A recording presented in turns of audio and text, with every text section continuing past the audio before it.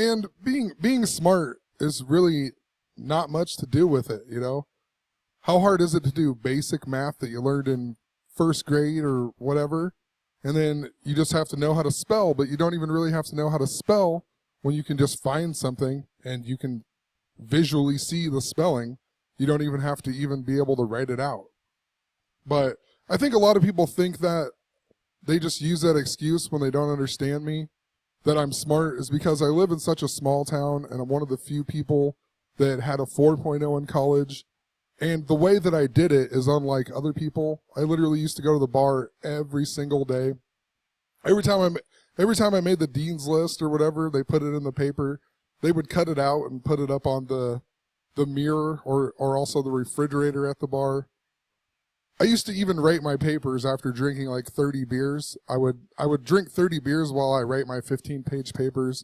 I'd get an A on it every time. And they're not hard. I don't understand how people can't write papers. You just write a good intro, a good conclusion, put a bunch of crap in the middle, you know? So who knows? Possibly I am smart, but I don't really consider myself a super smart person. I just consider myself smart in the fact that I'm just aware of things that are going on, that other people could do the same thing. It doesn't take that much work to just pay attention to your own life, pay attention to the media and the things that I'm showing. You know, if they pay attention too, they would see it too. I don't know how people can't see it and why people think that doing basic math and, you know, applying letters to it is just so difficult.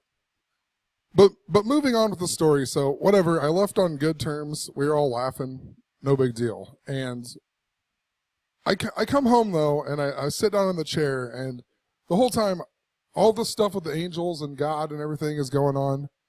And I'm sitting here thinking about it, and I just, for whatever reason, I looked up at the ceiling, and I said, why can't you just give me one friend who understands this too, or even remotely, you know, cares? I don't remember the exact words I said. I said something along the lines of that. Why can't I just have one friend who is, you know, awake and wants to get an understanding? And not even 2 minutes later, I got a text message, and this was at like 3 a.m, from one of my friends named Sam Moores. And just interesting, you know, I'm talking about all these Moore stuff.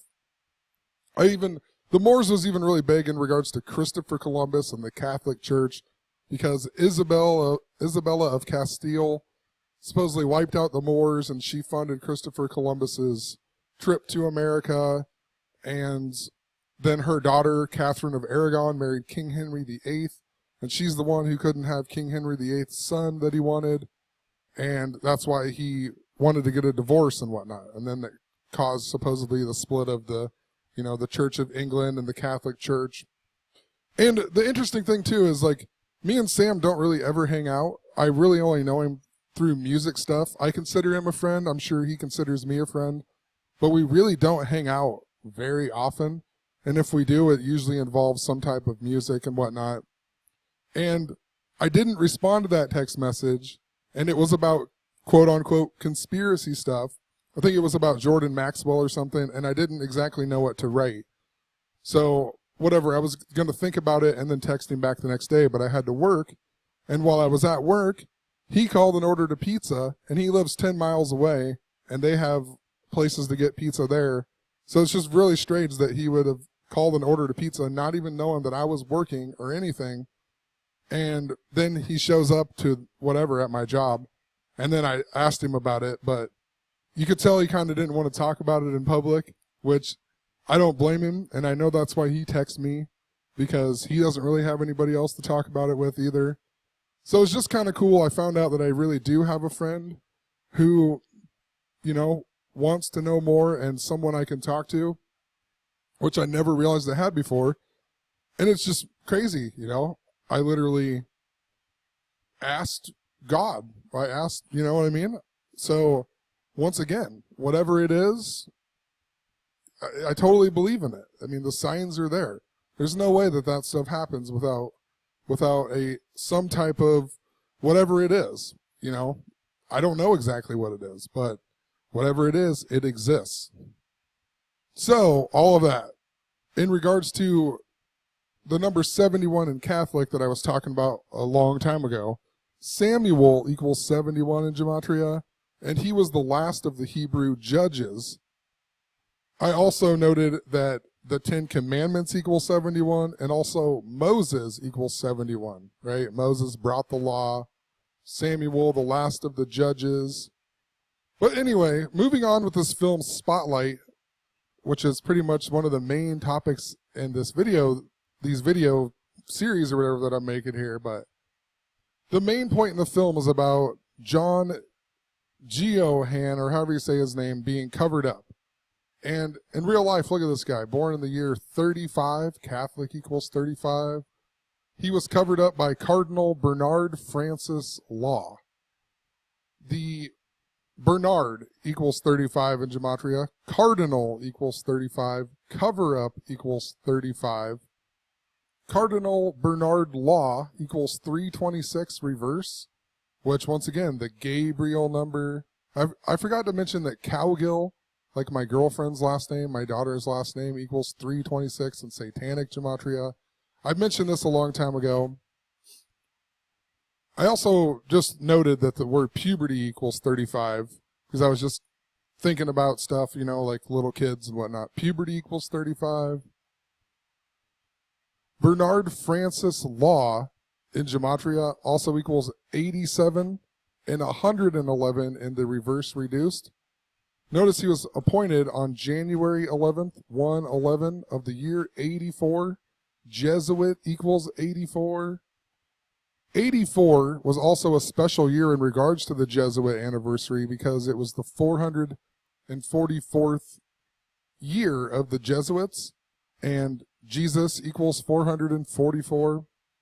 Possibly a reason that it's so connected to this year is because it's 2017, which is 33 years after 84, and Jesus supposedly died at the age of 33. Pope Francis's real name in Gematria, Jorge Mario Bergoglio, also equals 111 in Gematria. And I'm not for sure, but I'm pretty sure that the information I found online about Father Howard is true, and his birthday was on January 11th. So, you know, once again, 111, 111, 111. Remember, the articles came out about him being kicked out of the church or whatever on 122. Pope Francis equals 122. Anyway, Father Howard, he turned 63 years old just before he was kicked out of the church. The original story about Father Howard being the child molester came out on June 30th, 6/30, a lot like 63. So after Father Howard left the church, we got this guy as a priest, Father Paul. And I pretty much quit going to church by this time. This guy was really cool. And when I did go to church, he was always really nice to me. He was always really nice even outside of church. You would see him at public things. You would see him once in a while uptown, whatever, at the gas station or something. Always a really nice guy. But anyway, he came here after Father Howard, and then when he died, Father Howard came back for like another year. But notice the SJ after his name. That means that he was a Jesuit. That's what the SJ stands for, Society of Jesus. And his death he died at the Jesuit residence on the Creighton University campus. And his death, all about the number 63, connected to the Jesuit order. Another interesting thing in regards to all of this happening right around, May, June, whatever. Last year, a big deal that was happening in my life was connected to the Native American theme. And that's why I thought the Indians were going to play the Cubs in the World Series, because there was all these Native American themes that were coming up in the media that were seemingly connected to my own personal life and the area that I live in. And then we even got the story about the Dakota Access Pipeline, which, it's only a few hours away from where I live. And the reason I bring this up is because a big deal in this guy's life was that he was the priest on the an Indian reservation and in South Dakota. It was in Rosebud, South Dakota, and whatnot. He was pastor at St. Francis Indian Mission in Rosebud, South Dakota. Notice he started in the year 84. He's a Jesuit. Jesuit equals 84. There's some other interesting things that were happening to me that are later on in my blog that